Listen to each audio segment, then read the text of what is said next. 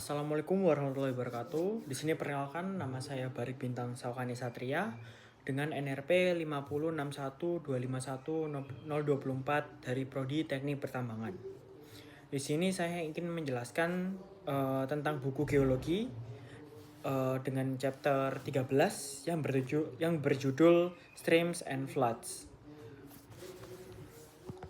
Jadi di bab 13 kali ini tuh dibagi menjadi banyak hal.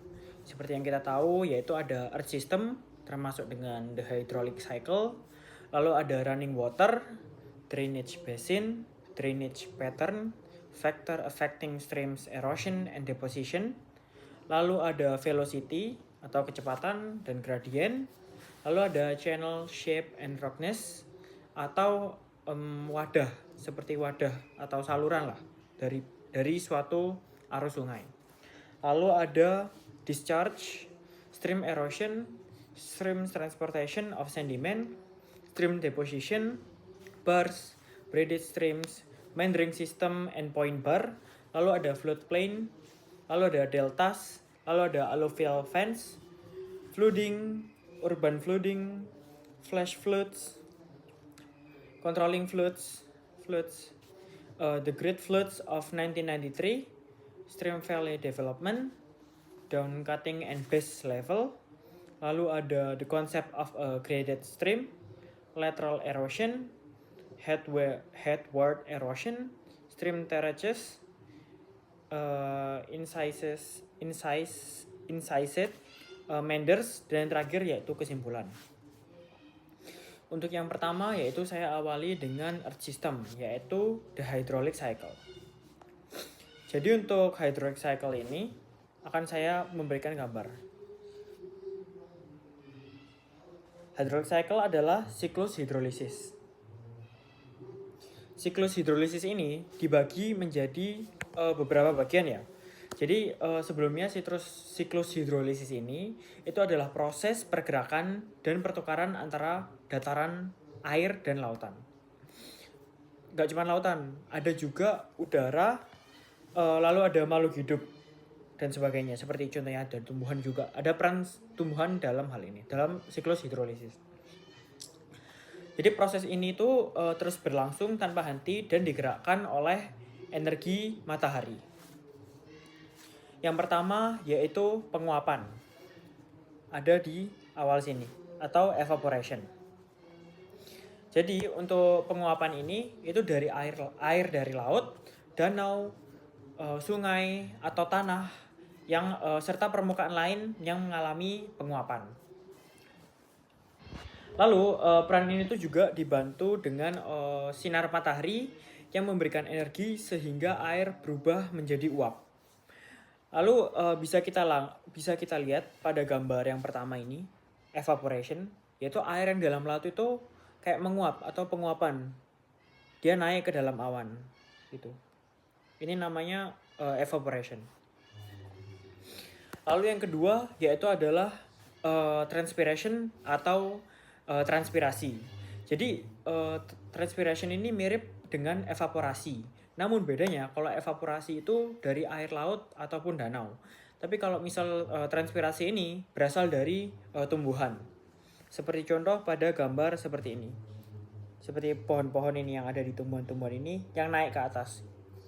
Atau air-air dari tumbuhan itu yang naik ke atas.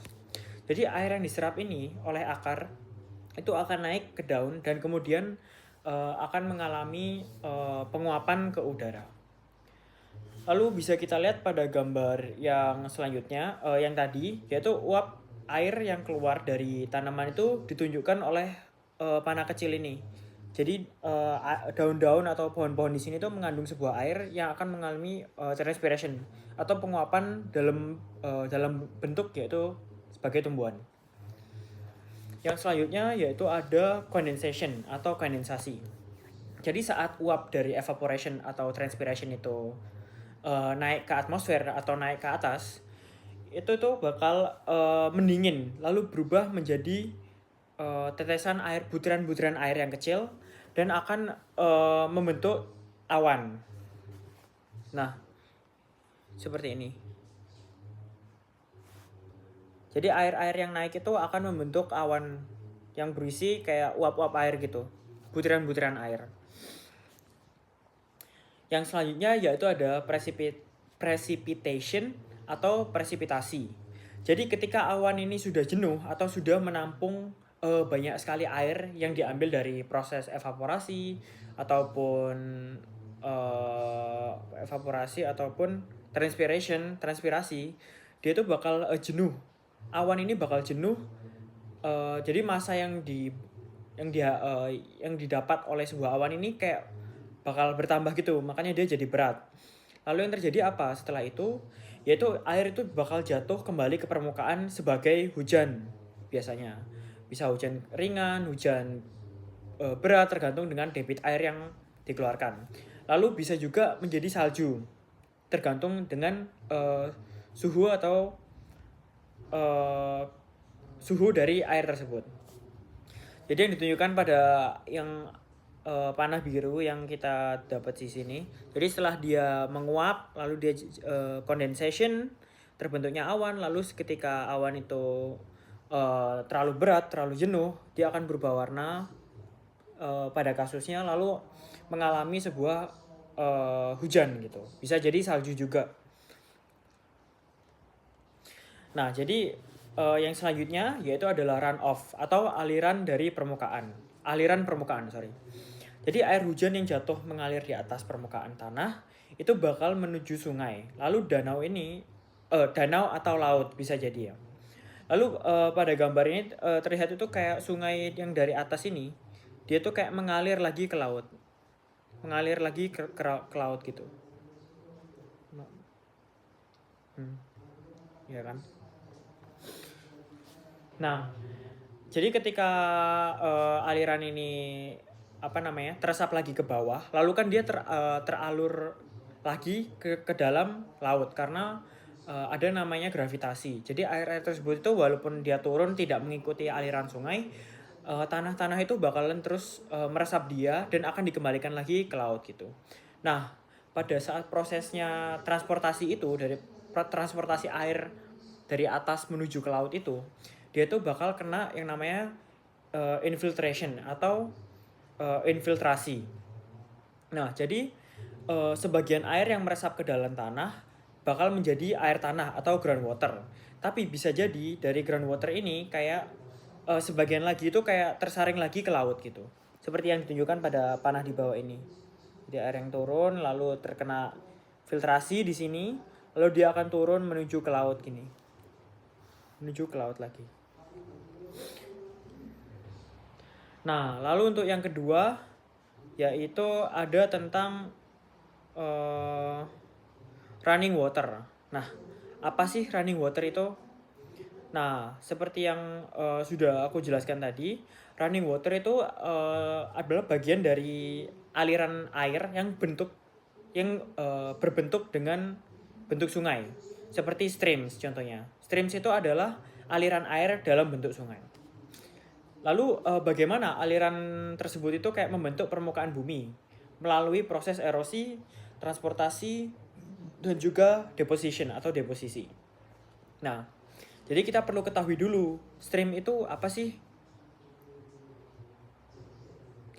Nah, ini seperti yang saya berikan contoh. Stream itu adalah aliran sungai ini. Ini semuanya ini namanya stream. Nah, lalu stream itu lebih singkatnya itu kayak badan air yang mengalir dari suatu saluran atau suatu channel. Jadi channel ini adalah sebagai wadah dari stream atau air yang mengalir dalam sebuah sungai. Seperti cekungannya gitu yang mengalir gitu. Nah, air ini tuh bergerak ke arah bawah sesuai dengan gaya gravitasi. Dan geolog itu tidak bisa membedakan besar kecil atau semua aliran dari parit yang kecil, sungai kecil, hingga sungai yang disebut besar yang disebut stream. Jadi pada intinya stream ini adalah aliran air yang ada di dalam sungai. Tidak peduli maupun bentuknya kecil maupun besar akan tetap bisa dinamakan sebagai stream. Nah, lalu bagian-bagian stream itu dibagi menjadi 3. Ada yang pertama itu headwater. Headwater itu posisinya ada di atas gunung ini. Ini namanya headwater. Lalu ada yang namanya mouth atau mulut muara. Jadi dia terletak di ujung, kayak tempat dia berakhir lah. Lalu yang ketiga ada stream channel. Stream channel itu ya alirannya ini namanya stream channel. Ini aliran-aliran ini namanya stream channel atau wadahnya. Nah, untuk yang headwater sendiri yaitu tempat sungai yang berasal dari daerah pegunungan. Misalnya itu lereng yang curam, lalu aliran yang cepat yang biasanya itu membentuk sebuah lembah yang berbentuk huruf V. Dan yang seperti saya katakan tadi, ada yaitu mouth yang ada di ujung sini. Nah, mouth itu apa sih? Mouth itu ujung dari sebuah stream, sebuah aliran sungai. Jadi tempat sungai berakhir lah istilahnya. Jadi biasanya itu memasuki laut, danau, sungai yang lebih besar. Jadi sungai di daerah ini tuh berada di lembah yang lebar dan datar dengan floodplain atau dataran banjir di sekitarnya, di sekitar kanan kirinya. Nah, lalu yang ketiga yaitu stream channel atau wadahnya atau saluran sungainya. Nah, saluran yang dilalui oleh air ini dibagi menjadi dua, yaitu adalah stream bed dan juga stream banks. Nah, stream bed dan stream bank ini dibagi menjadi dua, seperti ini gambarnya. Ini.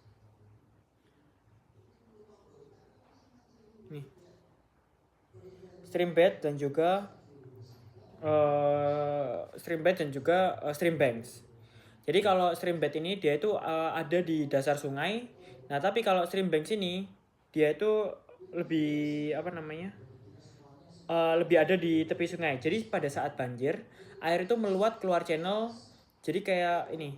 Pada saat banjir atau debit air dan velocity airnya itu keras atau cepat atau besar gitu, dia tuh bakal kayak mengerosi atau kayak nguap ke samping-sampingnya yang disebut dengan floodplain seperti ini. Lalu yang selanjutnya adalah drainage.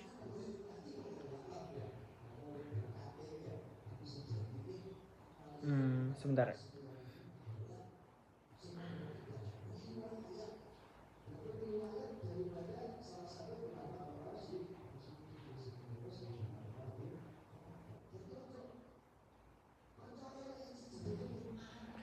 Nah, yang selanjutnya yaitu ada drainage patterns atau yang disebut dengan pola susunan aliran sungai dan anak sungai jika dilihat dari atas atau dari map view yang di atas lah. Jadi pola ini berbentuk karena perbedaan struktur batuan, kemiringan lereng, dan kondisi geologis di bawahnya, di bawah dataran itu.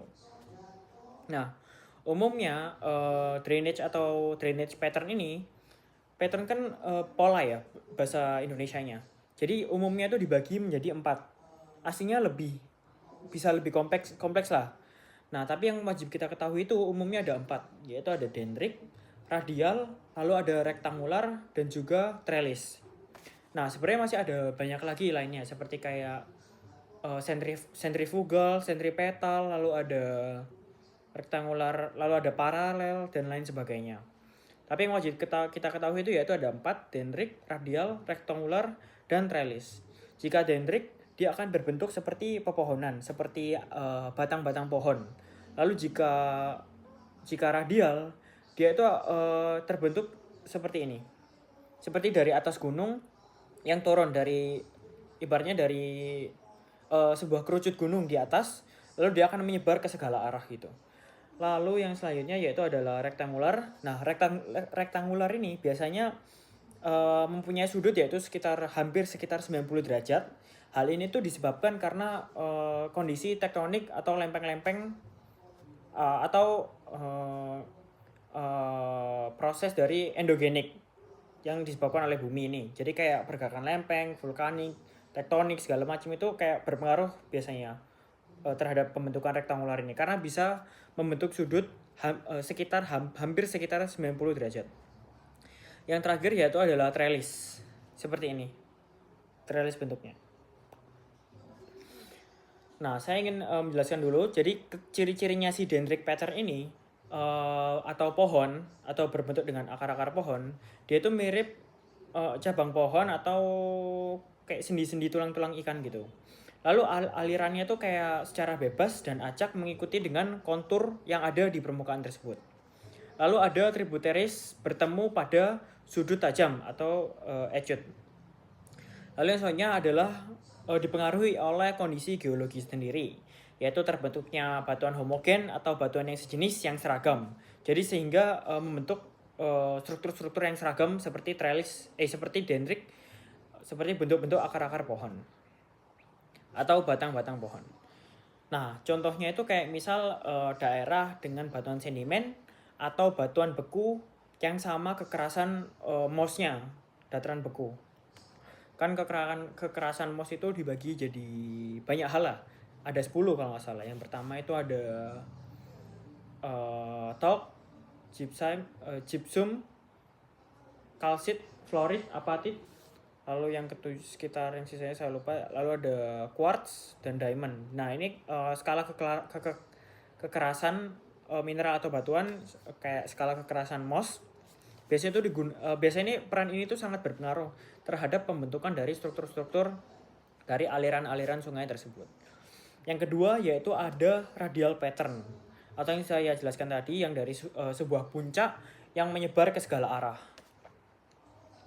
Nah, biasanya ciri-ciri radial pattern ini dia tuh menyebar keluar dari satu titik ke titik pusat. Dari satu titik pusat, jadi dari puncak lalu turun menyebar ke segala arah seperti yang ada di puncak gunung misal. Nah, polanya ini kayak seperti jari-jari roda atau sinar matahari yang menyebar gini, memencar gini. Nah, faktor ini tuh dipengaruhi oleh kondisi geologi. Jadi terjadi kayak di gunung yang berbentuk kerucut, lalu kayak gunung api volcano, lalu ada dome structure atau berbentuk seperti kubah biasanya. Bisa menyebabkan seperti ini. Lalu ada yang contohnya itu kayak misal di sungai lereng Gunung Merapi atau gunung berapi lainnya. Biasanya terjadi radial pattern. Lalu ada rectangular pattern. Jadi ciri-ciri dari rectangular pattern ini yaitu anak sungai yang memiliki tikungan 90 derajat yang seperti saya katakan tadi seperti ini. 90 derajat bentuknya. Nah, dia tuh kayak membentuk pola kotak-kotak seperti persegi panjang. Nah, faktor itu dipengaruhi oleh kondisi geologi. Jadi terbentuknya di daerah dan dataran batuan yang memiliki banyak patahan atau fracture atau fault, joint dan lain sebagainya. Jadi dia aliran airnya tuh kayak mengikuti celah-celah dari patahan tersebut. Lalu selanjutnya adalah daerah yang dilewati patahan tegak lurus gitu biasanya. Contohnya, kalau misal si rectangular pattern ini. Nah, yang terakhir yaitu adalah trellis pattern. Jadi ciri-ciri dari trellis pattern ini dia itu terdiri dari sungai-sungai utama yang hampir paralel bentuknya, yang menyerupai pagar. Jadi kayak dia searah-arah gitu, searah yang sama gitu, seperti ini. Ini namanya trellis pattern. Nah, trellis pattern ini kayak terjadi dengan pegunungan lipatan atau batuan yang bergantian. Jadi antara kayak batuan keras yang bisa membentuk sebuah ridge atau punggungan gitu di atasnya. Jadi alirannya itu bakal ini. Kayak karena ada ridge atau punggungan gitu. Nah, lalu ada batuan lunak sendiri. Jadi kalau batuan lunak itu dia bakal membentuk sebuah valley atau sebuah lembah. Nah, sungai besar ini biasanya itu mengalir di lembah atau tributaries yang datang dari sebuah lereng. Jadi contohnya itu kayak pegunungan Appalachia yang ada di American State, yang ada di AS. Lalu ada daerah berlapis-lapis sandstone, shale yang miring. Jadi ringkasan singkatnya itu kalau misal dendrik, dia tuh mirip cabang pohon. Jadi kondisi geologinya itu karena batuannya itu seragam. Jika radial, dia itu bakal menyebar dari puncak. Kayak misal gunung kerucut atau sebuah dom gitu. Sebuah dom kerucut gini lah. Jadi kayak dia menyebar ke selara. Lalu untuk rektangular, dia itu ada sebuah kayak tikungan, kayak sudut gitu, 90 derajat. Nah, dia tuh kayak dipengaruhi oleh kondisi proses endogenik atau proses yang disebabkan oleh kayak tektonik bumi, lalu ada vulkanik, pergeseran lempeng dan lain sebagainya. Jadi kayak kalau radial ini kayak kalau rektanguler itu kayak dia kayak terjadi karena lempeng-lempeng itu tadi tektonik. Jadi kayak dia terbentuk di daerah patahan gitulah. Nah, lalu untuk yang trellis dia tuh kayak sungai yang paralel ya mungkin ya. Jadi kayak dia tuh ada anak sungainya yang membentuk 90 derajat. Jadi kayak dia tuh kondisi geologinya itu pegunungan lipatan atau batuan yang selang-seling, jenis-jenis batuan yang selang-seling. Nah, yang selanjutnya itu ada channel shape and roughness atau stream erosion. Jadi misal ini dari stream, dari aliran sungai ini. Nah, kecepatan terbesar dari sebuah stream itu bakal ada di luar tikungannya. Di luar tikungan yang dalam gitu. Jadi misal seperti ini yang ditunjukkan pada gambar ini. Nah, jadi misal ini tuh sebuah aliran sungai ya, yang kayak di samping-sampingnya itu terbentuk floodplain atau dataran banjir.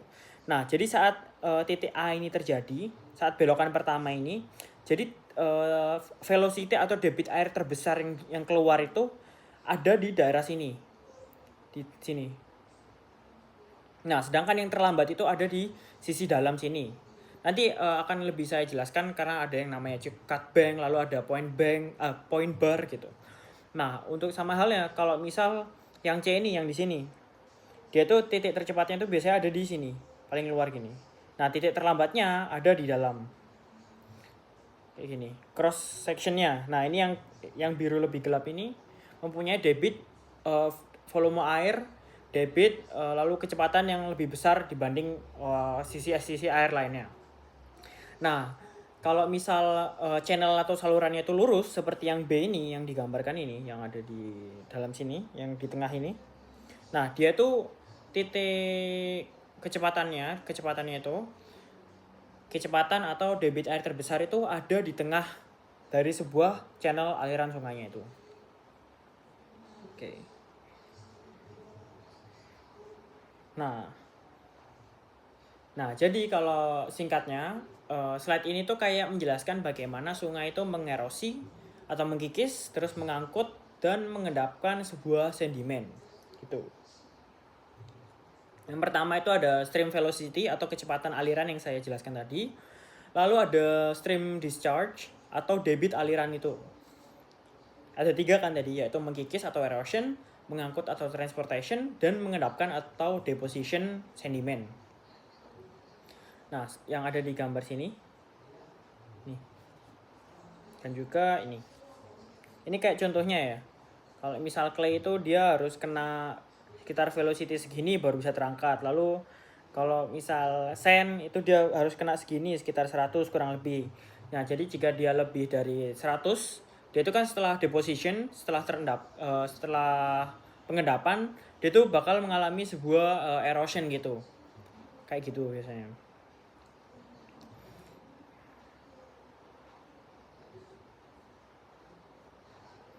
Nah, lalu ada stream discharge atau debit aliran. Jadi kalau discharge ini atau debit itu kayak volume air yang melewati suatu titik per detik. Jadi kayak contohnya itu saat banjir, lalu discharge ini kayak bakal meningkat debit airnya dan seiring berjalannya dengan velocity. Jadi simpulannya kayak kecepatan aliran itu kayak meningkat, terus terjadinya erosi yang sangat kuat. Nah, lalu yang ketiga, pengaruh kecepatan aliran terhadap sedimen.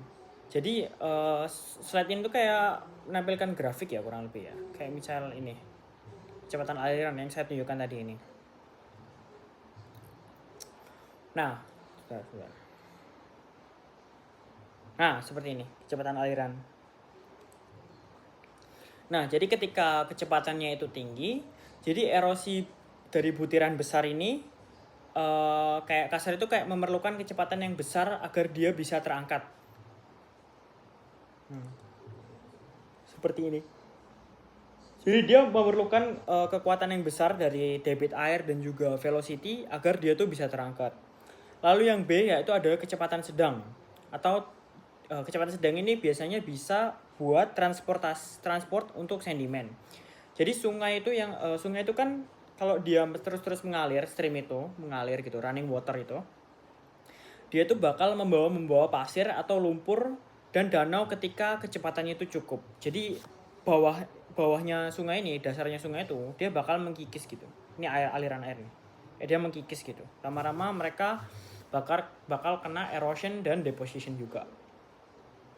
Nah, tapi kalau kecepatannya itu rendah, yang tadi kan kalau transportasi sedimen itu kan kalau kecepatannya sedang ya. Nah, kalau kecepatannya rendah, dia itu bakal ke deposisi. Jadi saat aliran itu melambat, sedimen itu jatuh ke dasar dan terendapkan. Jadi saat alirannya kenceng, jadi erosi butiran itu semakin besar ya. Jadi yang di bawahnya terkikis gitu ya. Nah, kalau yang tadi kan transportasi, jadi kayak misal kecepatannya itu sedang, aliran butiran-butiran itu bakal terendapkan karena kecepatannya yang berkurang, jadi semakin turun terendapkan di bawah. Lalu ketika kecepatannya itu rendah, dia bakal ke deposisi. Jadi saat aliran melambat ini, sedimen itu jatuh di bawah terus kendapkan. Nah, saat pasir mengendap ini, kayak pasir mengendap sebelum lanau dan lempung. Nah, lalu ada hal yang menarik dari bagian ini, yaitu partikel yang sangat kecil seperti klay itu justru sulit terkikis.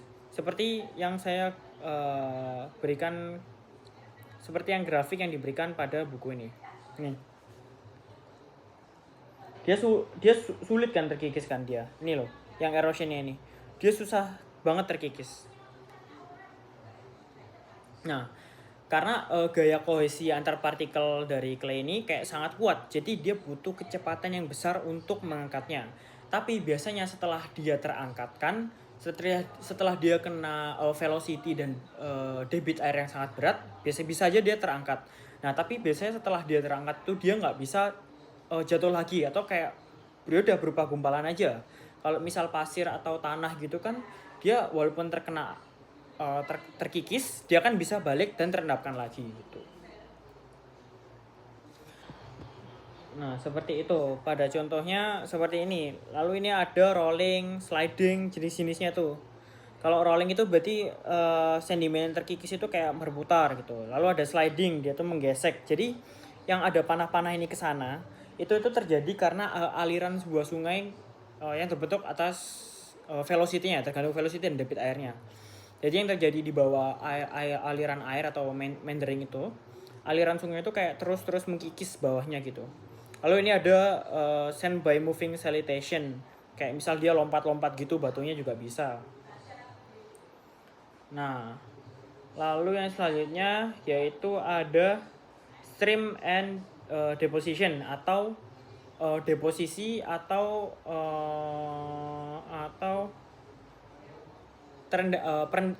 terendapkannya sebuah sebuah bagian lah dalam sini, di dalam sebuah sungai, seperti yang seperti ini. Jadi kan banyak tuh yang namanya cut bank sama point bar. Lalu ada yang namanya jadi proses ini flood plain atau daerah banjir. Nah, hal-hal ini semua tiga ini itu terjadi karena tingkat erosi dan juga deposition itu tadi. Jadi saat airnya mengalir, ada yang ada yang sedimen itu kayak ke bawah ke kanan, ada yang ke bawah ke kiri, lalu ada yang terendapkan.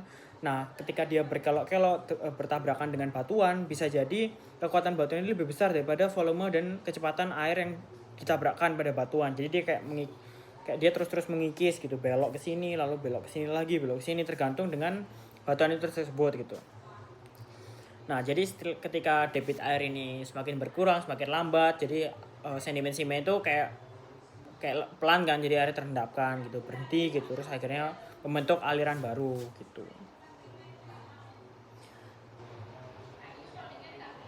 Nah, contohnya itu ada di control flood in the Grand Canyon, a bold experiment to restore sediment movement in the Colorado River.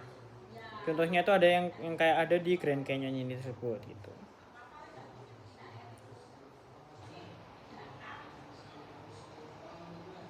Nah, seperti yang ada gambar di sini, yang pemirsa lihat saat ini, itu ada deposition atau pengendapan nih yang di sini nih, deposition nih, pengendapan dari sedimen mineral-mineral yang terkikis dia itu terendapkan sesuai dengan volume dan debit airnya, karena kecepatan yang paling rendah itu ada di sini dan kecepatan paling besar itu ada di pojok sini. Makanya sisi ini itu yang tererosi gitu. Jadi sisi ini yang paling kuat lah, paling cepat debit airnya. Ini deposition yang dia kayak terendapkan gitu. Nah, lalu ada yang namanya cut bank dan point bar. Nah, kalau cut bank ini dia tuh berada di luar dari sebuah tikungan di bagian luarnya.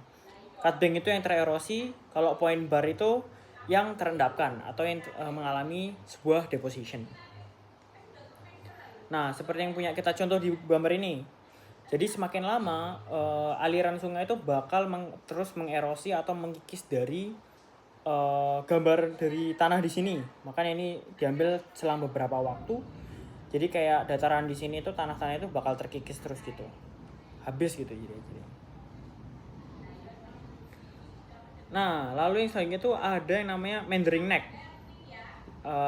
Jenis-jenis stream and floods. Lalu yang pertama itu ada meandering neck, become narrower. Lalu ada neck cut off yang kayak occurs gitu. Lalu ada oxbow lake gini. Nah, jadi dibagi menjadi 3 ya. Jadi awalnya tuh prosesnya tuh terjadi karena ini nih. Jadi ketika dia tuh mengerosi bagian di sini aliran sungai itu, dia bakal muter gini kan. Terus ini tererosi lagi. Jadi sisi dalam di sini dia itu akan selalu tererosi terus. Ini juga tererosi gitu. Nah, yang terendapkan itu apa? Yang terkena deposition adalah bagian di point barnya ya, bagian dalam ini yang terkena terendapkan gitu. Nah, yang habis itu adalah bagian yang di sini. Semakin lama, sehingga di gambar kedua dia itu akan semakin tipis atau namanya meandering neck becomes narrower. Dia kayak jadi semakin tipis gitu. Suatu lama ini bakal habis juga gitu. Nah, yang selanjutnya yaitu adalah neck cut off. Jadi cut off ini kayak udah putus dia jaringannya. Udah habis, udah jadi kayak aliran sungai yang lurus gitu. Nah, yang terakhir ini ada jenis juga namanya itu oxbow lake. Gini. Jadi dia kayak terpisah dari sebuah stream atau meanderingnya itu, atau aliran sungai biasanya. Meandering lah biasanya, karena kan sisinya kan berkolak gitu kan. Nah, jadi ini kenapa bisa terjadi? Jadi proses ini tuh terjadi dari yang tadi saya bilang yaitu neck cut off. Jadi neck cut off ini kan terus mengerosi ya tadi yang sebelumnya itu ya. Nah, dia ketika habis, ini kan kecepatannya sama nih, rata nih kanan kiri. Jadi suatu saat jadi sedimen-sedimen yang di bawah itu bakal mengalami pengendapan di samping ini. Jadi kayak mengisinya. Suatu lama jadi kebentuk kayak sebuah dataran gini yang akan nutup dari aliran sungai yang muter ini. Jadi alirannya itu disebut dengan oxbow lake. Nah, seperti ini contoh gambarnya. Teruskan. Ini dari oxbow lake itu tadi. Awalnya masih neck sih, masih ada lehernya, masih ada sisanya. Nah, ketika ini habis dia tuh akan membentuk aliran di sini nih. Nah, ini kan ini sudah terjadi. Jadi dia kayak udah habis ini aliran sungainya, sedimen di bawah itu terendapkan di sini. Terkena deposition atau pengendapan di sini. Jadi kayak akan menutup jalur sungainya yang di sini. Ini namanya oxbow lake. Jadi kalau singkatnya, kalau point bar itu dia ada di sisi dalam sini, yang terendapkan di sini. Jadi dia kayak yang terus bertambah. Jadi ketika dia mengkikis, sisi lainnya juga membuat gitu. Jadi membentuk gitu. Jadi ada plus minusnya. Lalu ada ada yang namanya deltas. Sebentar, gambarnya masih belum dilihat.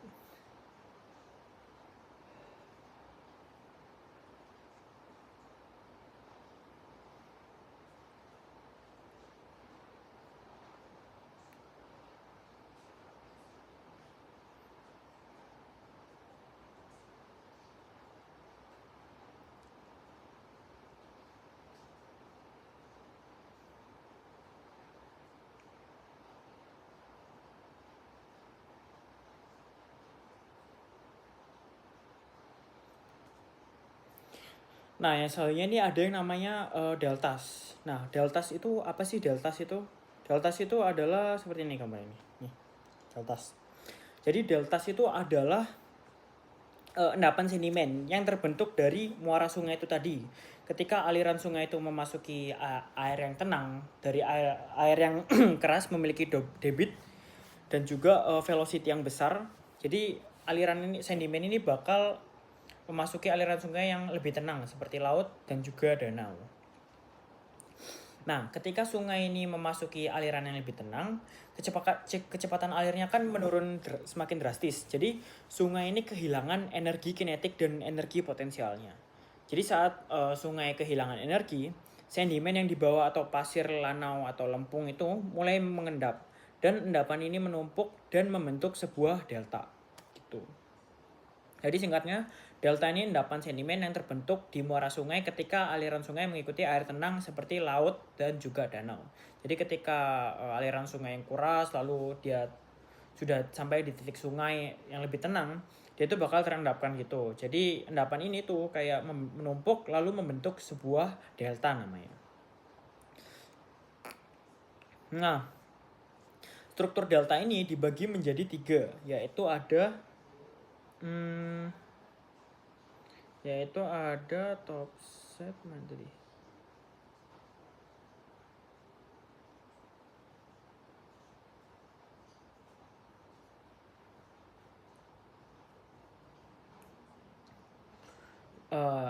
Delta ini dibagi menjadi 3, yaitu yang namanya itu top set beds atau endapan lapis yang di atas.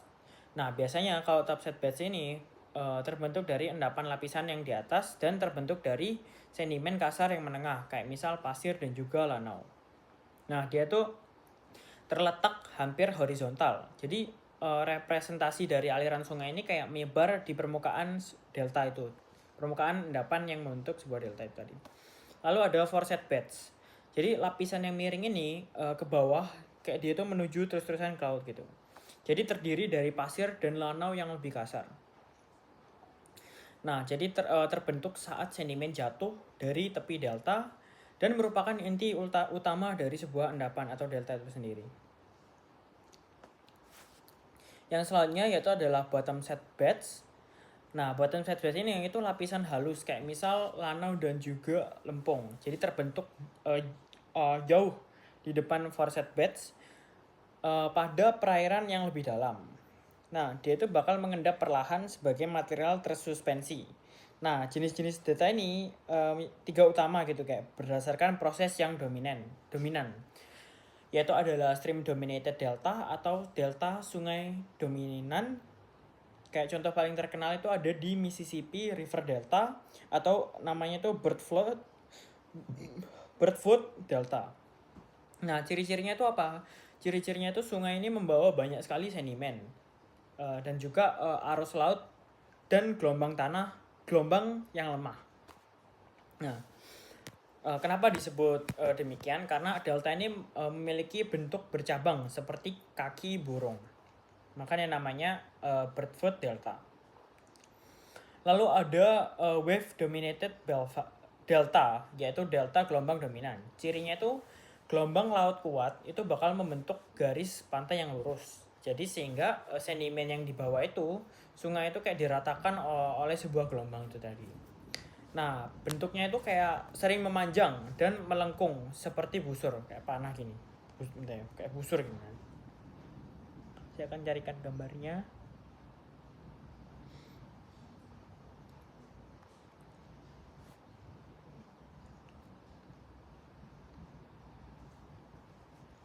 Untuk sebuah busur seperti ini. Nah, yang terakhir yaitu ada tide dominated delta, dominated delta, yaitu delta pasang surut dominan. Jadi ciri-ciri dari delta pasang surut dominan ini yaitu pengaruh oleh pasang surut yang sangat besar. Lalu ada saluran-saluran sungai yang menjadi lebar dan membentuk pola seperti sisir. Lalu delta ini terlihat seperti pola jari-jari yang diseret. Nah, jadi secara ringkasnya, delta ini terbentuk oleh sungai membawa sedimen yang menuju ke laut gitu. Ketika ketika sungai itu jauh lebih tenang gitu. Jadi kayak dia terendapkan itu. Jadi ketika kecepatan sungai berkurang, sedimen itu yang terbawa oleh arus itu bakal mengendap. Jadi endapan ini itu kayak membentuk sebuah pulei delta namanya.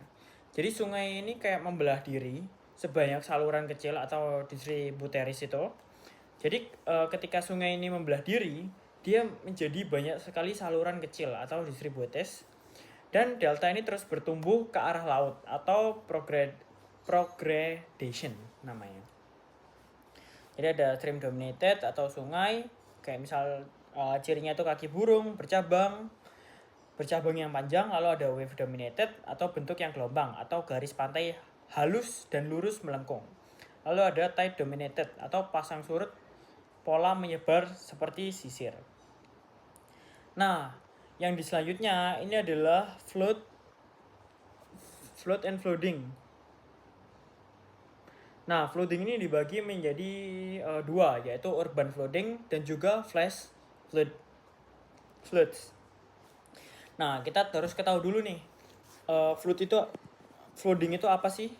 Flooding atau banjir ini, itu adalah ketika air sungai itu meluap keluar dari channel atau alirannya atau saluran sungai itu dan menggenangi wilayah dataran banjir atau floodplain itu di sekitar kanan kiri dari sebuah meandering atau stream atau aliran sungai itu atau running water itu.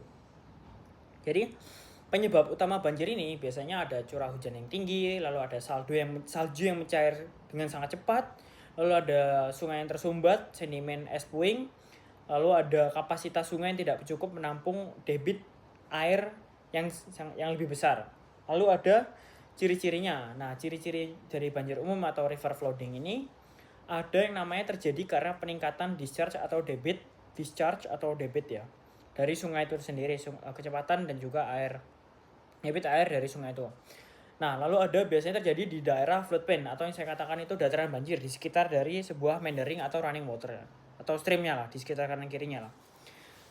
Nah, biasanya itu kayak berlangsung beberapa jam hingga beberapa hari proses ini. Jadi menyebabkan air menyebar luas di di daerah yang lebih rendah dibanding sekitarnya. Nah, yang kedua ini ada urban flooding atau banjir di perkotaan. Jadi urban flooding ini terjadi di wilayah perkotaan akibat kombinasi antara aliran permukaan atau runoff yang sangat tinggi dan juga area kedap air kayak misal aspal dan beton yang luas, lalu ada sistem drainase yang tidak mampu menampung air. Nah, pada urban flooding ini itu dijelaskan bahwa pada saat ini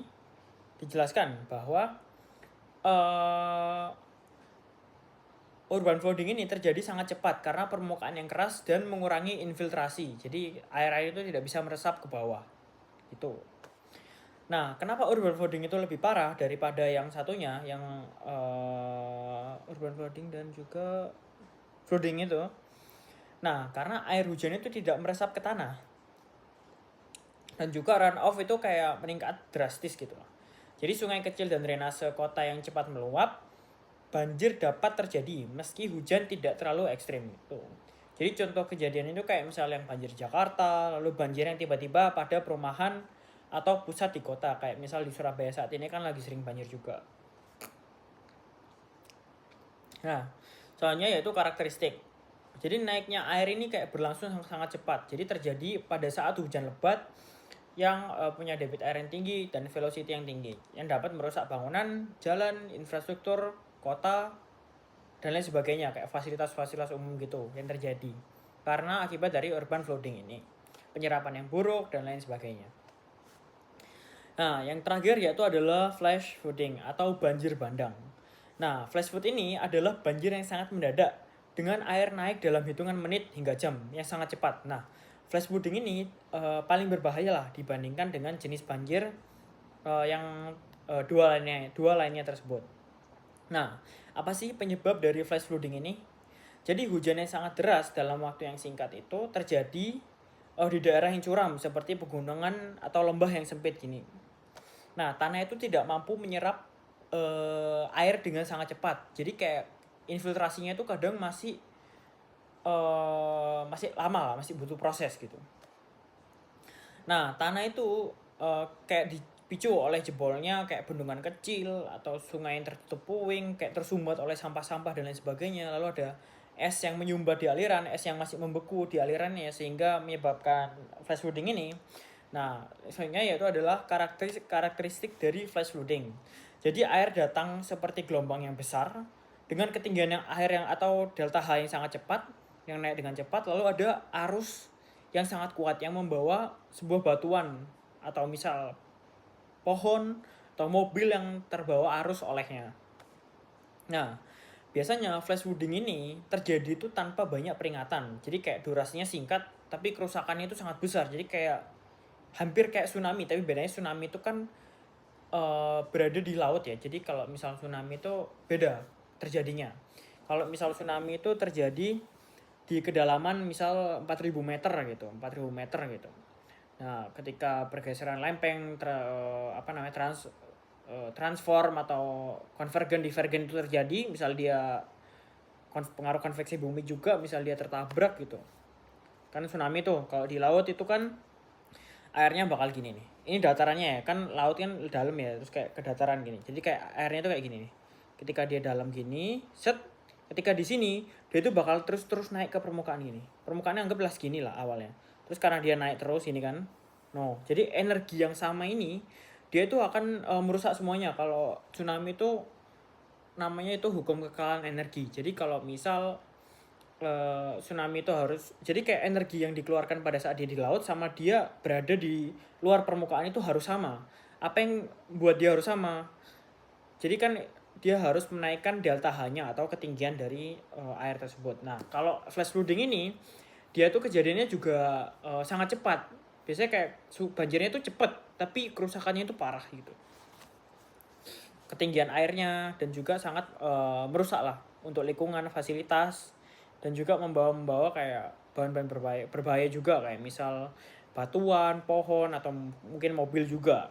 Nah, dari tiga tadi itu ringkasannya yaitu flooding atau lokasinya itu biasanya di daerah dataran banjir lah, biasanya banjir biasa gitu. Nah, penyebab itu kayak debit sungai yang naik, terus kecepatannya itu terjadi karena lambat atau sedang gitu. Nah, bahayanya itu genangannya itu sangat luas, jadi kayak merata di sekitar bagian. Kalau misal urban flooding, lokasinya itu biasanya terjadi di daerah kota. Jadi runoff yang tinggi dan drainase penyerapan yang buruk, dia tuh kayak menyebabkan banjir urban flooding ini terjadi di daerah perkotaan. Biasanya aspal gitu kan. Kan aspal kan mempunyai penyerapan yang buruk juga. Nah, kecepatan ini terjadi sangat cepat gitu dia ini. Jadi kayak dia itu merusak infrastruktur. Nah, kalau flash flooding ini itu banjir bandang biasanya dari dataran yang lebih tinggi ke rendah. Kalau misal gunung, kayak misal gunung terus lembah dan daerah yang kering gitu, kayak turun gini. Nah, terjadi pada saat hujan ekstremnya singkat, terus dia itu sangat cepat, bahkan lebih cepat dari urban flooding. Dan arus yang sangat kuat dan juga mematikan. Oke. Yang selanjutnya yaitu ada yang namanya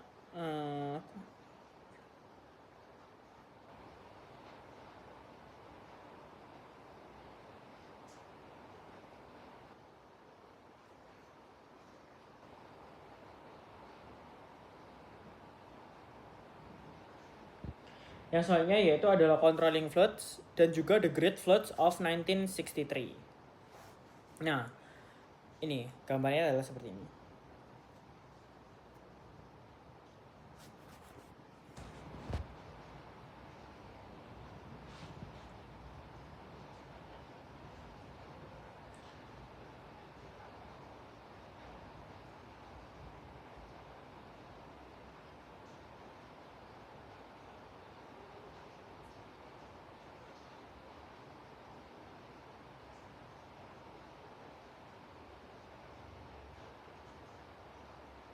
Nah, untuk controlling banjir dan juga controlling floods dan juga the Great Floods 1993, yaitu controlling banjir kan controlling floods artinya pengendalian dari sebuah banjir. Jadi kayak bagian ini tuh kayak menjelaskan bagaimana manusia itu mencoba untuk mengurangi dampak dari sebuah banjir.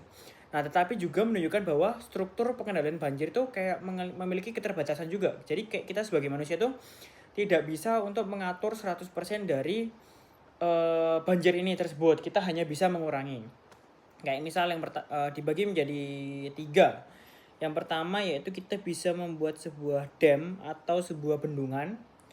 Nah, terus ada tanggul buatan atau artificial levees. Lalu ada riprap atau pelindung tebing. Nah, saya jelaskan dulu untuk yang bendungan atau dam itu. Nah, jadi bendungan ini kayak dibangun dari daerah hulu dulu. Kayak untuk menahan air saat hujan yang sangat lebat gitu. Jadi dia hulu lah, dibuat di hulu dulu lah. Nah, jadi ketika air ini kayak melepaskan secara perlahan setelah badai, nah bendungan ini juga menangkap sedimen, kayak sehingga reservoir lama kelamaan terisi sedimen yang akhirnya kehilangan fungsi dari pengendalian banjir itu sendiri. Nah, misalnya yaitu ada tanggulan buatan atau artificial levees.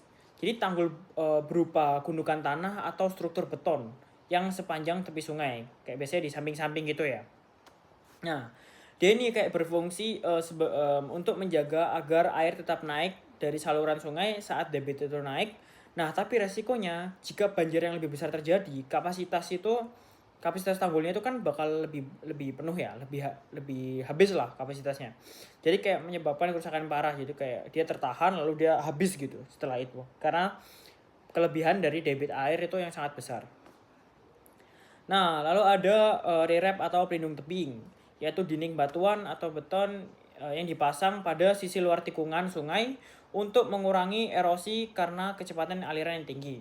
Jadi rerep atau pelindung tebing ini dia tuh dilakukan di sisi luar atau cutbank namanya. Yang tadi saya jelaskan di sebuah arus sungai. Kan kalau di arus sungai itu di sisi luar dari sungai atau cutbank itu kan dia terus menerus terkena erosi karena kecepatan dari air itu memiliki kecepatan tercepat itu ada di sisi luarnya karena terbawa arus, dan sisi terlambat itu ada di sisi dalam. Biasanya yang di dalam ini kan menyebabkan sebuah pengendapan, dan di luar ini bakal terus terkikis atau tererosi oleh kecepatan aliran yang sangat tinggi. Nah, makanya dibuatnya rerep ini sebagai pelindung di sisi luar tikungan, jadi untuk mengurangi erosi karena kecepatan aliran lingkungan. Nah, yang selanjutnya yaitu adalah flood walls atau tembok pengendali banjir. Jadi tembok beton ini kayak tinggi untuk melindungi kota dari luapan sungai yang terjadi pada saat banjir itu terjadi. Biasanya. Nah, efek sampingnya itu kayak mempersempit saluran sungai yang menjadi dengan aliran mengalir lebih cepat. Jadi kayak meningkatkan erosi di daerah hilir gitu. Nah, lalu ada bypass dan juga weir. Nah, jadi kayak bypass dan juga weir ini kayak digunakan untuk mengalihkan sebagian aliran air ke wilayah banjir yang ditentukan oleh flood basin. Basin itu kayak wadahnya ya, kayak basin itu kayak bentuknya lah kayak gini lah. Basin itu kayak baskom, kayak misal kubuh yang kembali kayak mangkuk. Nah, cara ini tuh kayak mengembalikan sebagian floodplain alami kepada sungai sehingga banjir itu dapat tersebar ke area yang lebih aman dan tidak membahayakan orang-orang di sekitarnya gitu. Nah, yang selanjutnya yaitu adalah perencanaan dari tata guna lahan atau zoning. Jadi kayak dalam jangka panjang, cara yang paling aman itu adalah tidak membangun di floodplain yang rawan banjir 100 tahunan. Nah, lalu ada suatu kejadian yaitu The Great Flood of 1993 atau banjir besar 1993. Jadi banjir ini adalah salah satu bencana banjir terparah dalam sejarah Amerika Serikat. Jadi kayak terjadi di Midwest. Jadi penyebab utamanya itu tanah sudah jenuh air sejak musim semi akibat hujan yang lebat. Jadi tanah ini sudah infiltrasi itu sudah tidak bisa menampung lebih banyak air, sama seperti awan ya. Tapi bedanya kalau awan itu kan dia bisa mengeluarkan airnya dengan cara apa? Dengan cara kondensasi. Hujan yang turun itu dia bisa. Nah, tapi kalau tanah kan nggak bisa. Dia malah kalau dia menampung banyak air itu dia bakal merusak struktur tanahnya itu sendiri. Kalau misal air itu jenuh lah tanahnya. Terus ada cuaca stasioner, jadi sepanjang Juni dan Juli itu kayak menyebabkan badai yang berulang-ulang di tempat yang sama. Nah, dalam satu hari, beberapa kota ini menerima hujan hingga 10 cm tinggi airnya itu. Nah, dampaknya itu apa? Dampak dari banjir ini itu kayak menenggelamkan 6,6 juta tanah di 9 negara bagian. yang menyebabkan menewaskan 38 orang, lalu kerugian material sebanyak 12 miliar dolar. 12 miliar dolar Amerika Serikat. Atau sekitar 12 miliar itu sekitar 12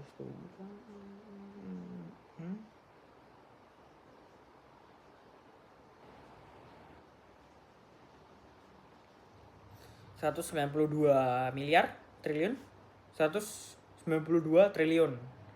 Nah, untuk sungai-sungai utama yang melewati rekor banjir, yaitu banyak sungai melewati debit air 100 tahunan, kayak termasuk Mississippi, Missouri, lalu ada Loa, Platte, Raccoon, nah dan seterusnya gitu. Nah, debit air yang lebih besar daripada 1 juta CFS ini atau 6 kali debit air normal, dia itu menyebabkan sungai itu naik 60 sampai 23 kaki di atas batas banjir yang seharusnya. Nah, lalu ada kegagalan tanggul atau lift failure. Nah, banyak tanggul yang jebol karena air itu juga melampaui tingginya tanggul ya. Atau tekanan air yang mendorong sedimen tanggul hingga runtuh, kayak karena air yang besar, debit air yang besar dan juga velocity yang besar kayak membuat tanggulnya itu kayak hancur lah karena air ini. Contohnya ada di Colombia, kayak di Illinois, air sungai Mississippi yang menerobos tangkir dan membanjiri lahan di sebuah pertanian. Lalu yang selanjutnya penyebabnya itu adalah banjir yang berkepanjangan. Jadi di beberapa tempat banjir itu bertahan berbulan-bulan karena air tidak dapat surut dengan cepat. Jadi upaya untuk evakuasi dan relokasinya itu kayak beberapa kota kecil itu dipindahkan ke bagian lebih tinggi setelah banjir terjadi gitu.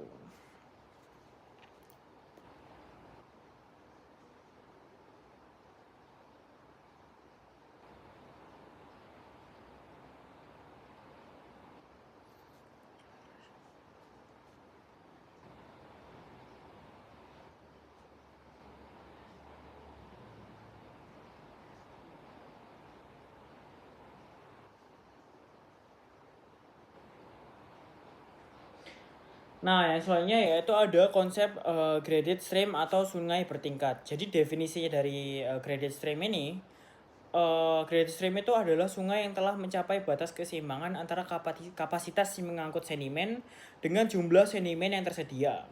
Jadi artinya sungai ini kayak menyesuaikan kemiringan atau sebuah gradien, kecepatan dan bentuk saluran sehingga sedimen yang masuk itu sama dengan sedimen yang diangkut gitu.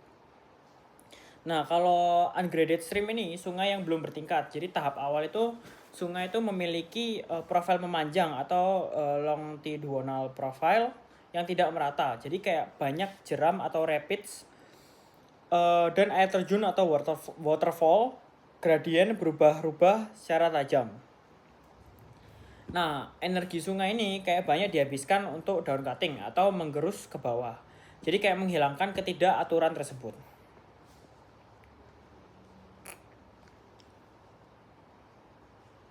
Seperti ini gambarnya. Nah, selanjutnya yaitu adalah proses menjadi graded stream. Jadi seiring berjalannya waktu, sungai itu kayak meratakan profil. Jadi sehingga menjadi curva yang cekun ke atas atau concave upward profile. Dan untuk mencapai kondisi graded ini, sungai itu bakal terus mengerus bagian yang terlalu curam sehingga mengisi atau mengendapkan bagian terlalu landai. Lalu dia itu bakal menyesuaikan bentuk aliran sungai atau channelnya itu dan menyesuaikan kecepatan aliran sungai sesuai dengan debit dan juga velocity dari air itu. Nah, hasil akhirnya itu kayak profil halus tanpa jeram dan air yang jenuh kayak yang ditunjukkan di halaman berapa ini tadi? 44. Ini kayak gini nih. Nah, untuk keseimbangan graded ini kayak dibagi. Jadi graded stream ini kayak berada di delicate balance atau keseimbangan yang rapuh. Antaranya yaitu transporting capacity atau kemampuan mengangkut sedimen, available load atau jumlah sedimen yang tersedia. Nah, jika salah satu berubah, sungai itu bakal menyesuaikan diri tergantung dari kondisi ini. Nah, jadi bagaimana sih perubahan itu bisa terjadi? Jadi ketika gradien itu meningkat, kapasitas angkut itu bakal naik. Jadi ketika aliran bertambah cepat, sungai itu bakal mengkikis lebih banyak. Jadi ketika sungai itu membawa lebih banyak sedimen, sungai itu bakal mengikis bagian yang lebih banyak gitu. Nah, jika sedimennya berkurang, sungai itu mulai kayak mengerosi dasar dari saluran. Jadi kayak sedimennya kan terus terangkat itu. Jadi dia mengerosi dasar dari saluran itu. Nah, jika sedimen yang terlalu banyak, sungai itu bakal meninggikan dasar saluran. Gitu. Atau kayak mengisi lah. Nah, mengapa dia disebut graded? Nah, karena sungai itu menyesuaikan gradien atau kemiringan sepanjang aliran agar tidak terlalu curam yang membuat erosi ini kayak terjadi lebih berlebihan. Nah, terus tidak terlalu landai juga yang membuat deposisi itu juga tidak berlebihan juga. Yang membuat deposisi ini berlebihan. Seperti kondisi ini tuh kayak menghasilkan longitudinal dari profil yang halus dan cekung ke atas. Nah, apa sih hubungan dengan base level? Jadi sungai itu hanya dapat mengerosi sampai base level. Jadi jika base level turun, sungai akan mengerosi lebih dalam. Jadi ketika base level naik, sungai ini akan mengendapkan sedimen. Jadi ketika graded system itu menyesuaikan diri terhadap perubahan ini, kayak sungai itu bakal mengendapkan sedimen gitu.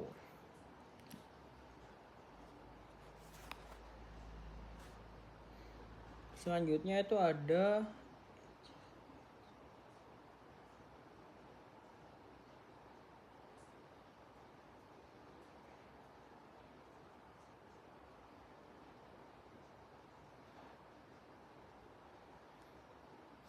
selanjutnya yaitu ada lateral erosion atau erosi lateral. Jadi lateral erosion ini adalah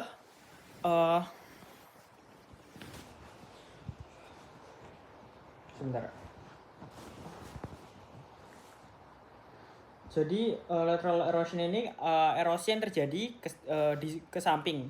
Jadi ketika sungai itu mengkikis tepi atau sisi saluran, jadi kayak sungai itu bakal melebar atau berkelok atau yang disebut dengan meandering itu tadi, yang ketika berkelok-kelok dari stream dari aliran sungainya. Jadi mengapa ini bisa terjadi? Karena aliran air itu paling cepat ketika berada di luar tikungan yang saya sebut tadi, yang mudah tererosi.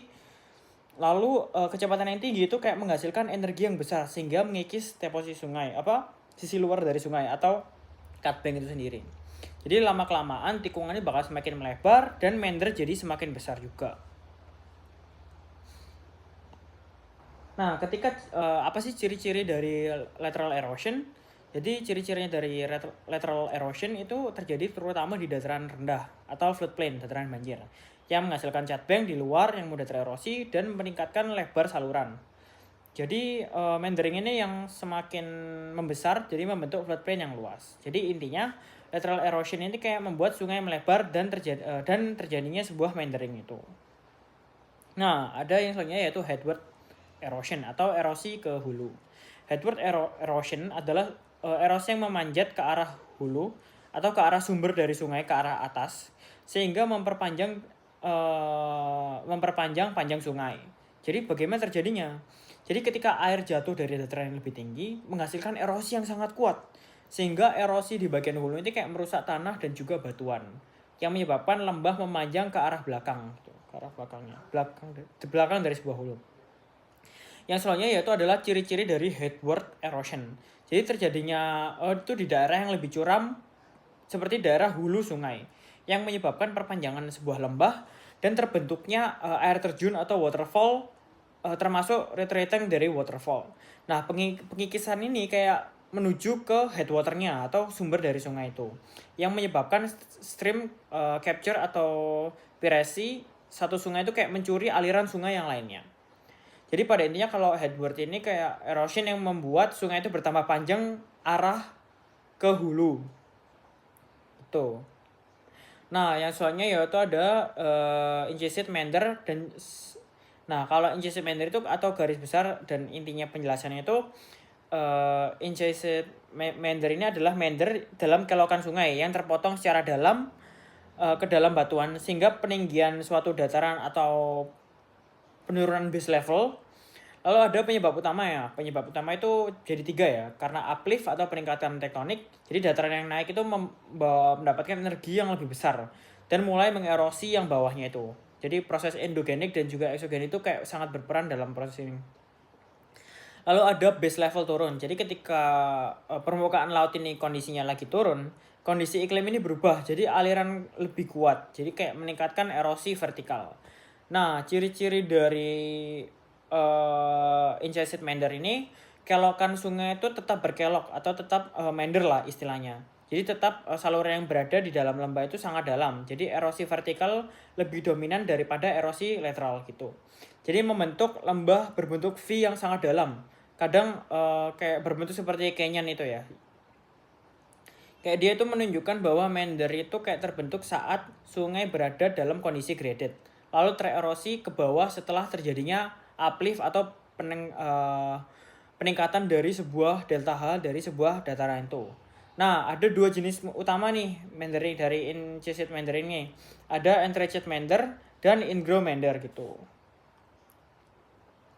Nah, kalau Entrenched Meander ini kayak terbentuk secara simetris karena uplift yang terjadi perlahan atau gradual dan lembah kiri dan kanan yang seimbang. Lalu ada Ingrowth Meander, terbentuk tidak simetris, erosi lateral dan masih berjalan sedikit. Jadi kayak salah satu sisi tebing itu lebih suram gitu.